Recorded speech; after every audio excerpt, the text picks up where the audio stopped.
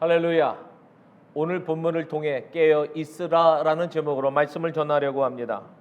첫 번째 본문에서는 무화과 나무의 비유를 들고 있습니다. 무화과 나무의 비유가 말하고자 하는 핵심은 새싹이 나면 그 싹을 보고 여름이 가까워짐을 알 수 있는 것처럼 이 같은 일이 일어나거든 이제 곧 하나님의 나라가 가까이 온 줄을 알라라는 겁니다. 여기서 말하는 이 같은 일이라고 하는 것은 두 가지인데, 하나는 예루살렘의 멸망에 대한 예언이고 또 하나는 예수님의 재림에 대한 예언이라 할 수 있습니다. 그날이 언제인지 중요하지 않습니다. 중요한 것은 그것을 보고 준비해야 한다는 겁니다. 보면서도 준비하고 있지 않다가 갑자기 임하면 그 누구도 벗어날 수 없게 됩니다. 그래서 여러분들에게 물어봅니다. 준비되어 있습니까? 두 번째는 그날과 그때를 아무도 모른다라는 것입니다. 무화과 나무의 비유를 들며 그날을 기다리라고 말하지만 정작 그날과 그때를 아무도 모른다고 말씀하고 있습니다. 오직 그날과 그때는 하나님만 아신다고 예수님께서 말씀하십니다.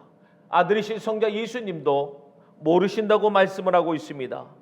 그날과 그때를 모르는데 그럼 우리는 어떻게 해야 합니까?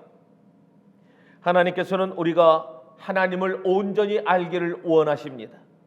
하나님께서는 우리가 하나님과의 관계 속에서 하나님 앞에 응답하는 충만한 삶을 원하십니다.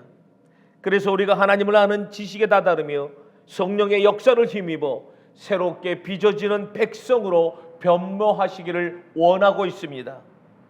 모든 관심사가 나를 향하고 나를 지향하던 것에서 방향을 돌려서 타인을 향하고 타인을 중심에 두는 성령에 이끌리는 사람이 되는 것, 그것으로 말미암아 하나님을 기쁘시게 하는 사람을 사는 것이 가장 큰 즐거움이 되는 사람으로 변화되기를 원하십니다. 우리는 알아야 합니다. 주인이 종들에게 맡겼다고 했습니다. 하나님께서도 우리에게 각자에게 맞는 일을 맡기셨습니다. 그렇다면 우리 각 사람이 주인이 되시는 하나님께서 부여하신 역할이 무엇인지를 분별해야 합니다. 이 분별의 과정에서 성경은 우리에게는 없어서는 안 될 무한한 자원이 되는 겁니다. 그리고 세 번째, 주님은 말씀하십니다. 깨어 있으라. 앞서 두 비유 모두 언제인지 모른다는 것에 중점을 두고 있습니다. 도적과 침합니다.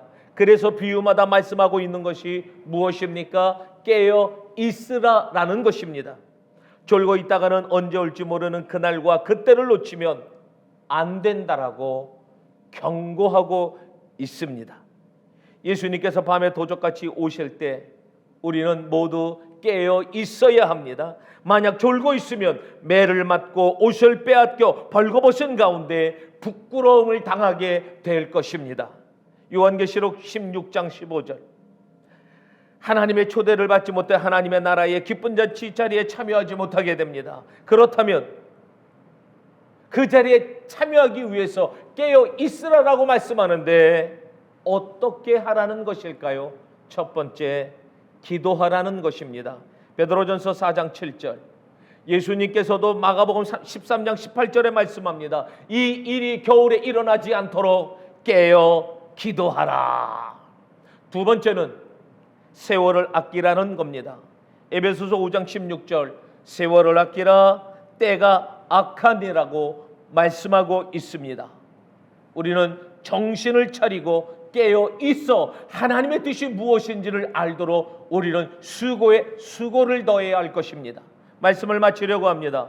하나님 앞에 하나님이 원하시는 일이 무엇인지 알고 행하는 바른 신앙을 가지고 대림절을 보내는 축복의 성도 여러분들이 되시기를 주님의 이름으로 기원합니다.